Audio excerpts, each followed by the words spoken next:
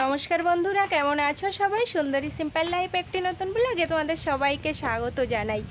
আজকে হচ্ছে রবিবার আর এখন বাজে সকাল 10:30টার মতো। তো আমি যাচ্ছি রথের যে আমাদের এখানে হয় মানে মেলা হয় টানা 8 দিন ধরে, তো চলছে। 7 দিন হয়ে গেছে, আজকে 8 দিন। গত রবিবার তো রথ এসেছিল। তো আগে একদিন গিয়েছিলাম আর আনুষকে নিয়ে যাওয়া হয়নি, মানে স্কুল থাকে তাই যাওয়া হয়নি। আজকে ও বাড়িতে আসছে তাই ওকে নিয়ে যাচ্ছি, একটু যাবে করে আমি আর আনুষ যাচ্ছি আজকে।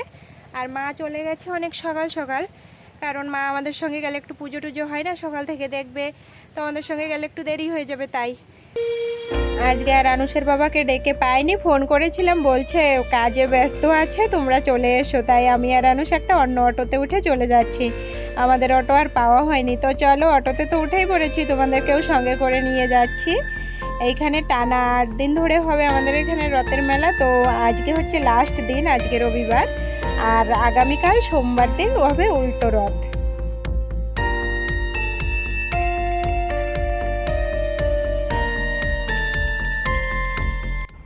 চলো, পৌঁছে গেছি আমরা মন্দিরের ভিতরে। এবার তোমাদেরকে একটু ঘুরিয়ে দেখাই কত মানুষের ভিড় হয়েছে।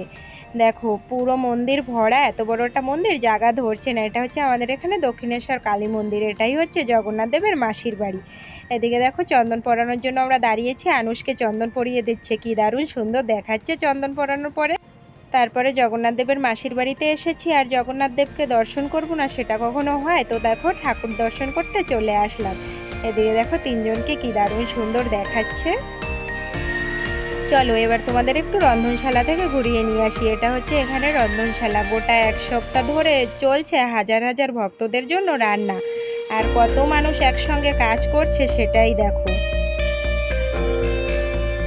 চলো, এরপরে একটু আবার মন্দিরের দিকে যাওয়া যাক। অনেকক্ষণ কীর্তন হওয়ার পরে তারপরে এখন হচ্ছে ভোগ আরতি। ভোগ আরতির গানটা হয়ে গেলেই তাই দেখো সবাই উঠে দাঁড়িয়েছে। এখন কিছুক্ষণের জন্য এইভাবে একটানা চলবে কীর্তন, আর সবাই দেখো উঠে দাঁড়িয়ে সবাই যেন নিজেদের মনের আনন্দে এখানে নাচছে আর গাইছে।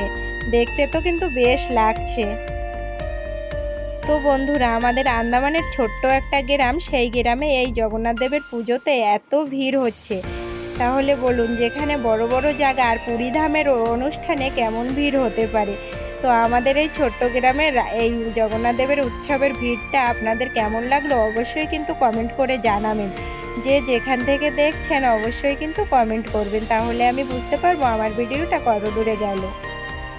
ভিডিওটা একটা লাইক দিয়ে অবশ্যই কিন্তু একটিবারের জন্য হলেও কমেন্টে জয় জগন্নাথ লিখে দেবেন। তারপরে এখানে এখনই আমাদের আরতি শেষ হয়ে যাবে, তারপরে যাব যেখানে প্রসাদ বিতরণ হবে ওইখানে। প্রচুর লাইন, সেইখানে লাইন দিতে হবে। তো বাড়িতে তো প্রতিদিন কোনো ভিড়ই হয় না, সঙ্গে সঙ্গে মানে খাবার সামনেই এসে যায়। 1-2 দিন না হয় একটু ভিড় ঠেলে যাই না জগন্নাথ দেবের প্রসাদ নিতে, দেখি কেমন লাগে। তো চলো। তো দেখো বন্ধুরা, এখন বাজে বেলা 3টে। বেলা 3টের সময় ভিড় দেখো কেমন। এখানে 1:30টা থেকে চলছে প্রসাদ বিতরণ, মানে সেই বেলা 1:30টা থেকে এখনও পর্যন্ত একই রকম একটানা ভিড়। তেমন দেখো, আজকে রাস্তার পরেও টেবিল দিয়ে দিয়েছে, নিচেও একটা লাইন, এদিকে উপরে আছে 2টো লাইন, আর ওই পাশেও লাইন। এদিকে দেখো এত ভিড়। আর আমি যদি নিচের দিক থেকে ভিডিওটা করতে পারতাম তাহলে তোমাদের ভালো করে দেখাতে পারতাম একসঙ্গে যে জগন্নাথ দেবের ভক্তদের প্রসাদ নেওয়ার জন্য ভিড়টা কেমন। তবে এই ভিড়ে মানে গিয়ে ঠেলে প্রসাদ নেওয়াটার মজাই একটা আলাদা। আর এই প্রসাদের যে কী দারুণ স্বাদ সেটা তো মুখে বলে বোঝানো মানে যাবে না। এদিকে দেখো, এত বড় একটা হল, এই হলের ভিতরে পুরো মানুষ ভরা। আর ওই দিকে তো আছেই বাইরে, তোমরা দেখেছো, এই যে আনুষ আর আমার প্লেট, আমরা দুজনে বসে গিয়েছি প্রসাদ নিতে। মানে খুবই ভালো লাগছে। বাড়িতে তো প্রতিদিনই রান্না হয়, তবে এমন স্বাদের প্রসাদ বাড়িতে হয় না। এই দিকে দেখো, প্রসাদ খেয়ে আমরা বেরিয়ে গিয়েছি, এখন রাস্তার দিকে এসে একটু তোমাদের দেখাচ্ছি। তো আজকে ভিডিওটা এই পর্যন্ত। ভালো লাগলে লাইক, শেয়ার, কমেন্ট করো। সবাই ভালো থেকো, সুস্থ থেকো, সাবধানে থেকো। খুব শীঘ্রই দেখা হবে একটা নতুন ভিডিওর সাথে। জয় জগন্নাথ।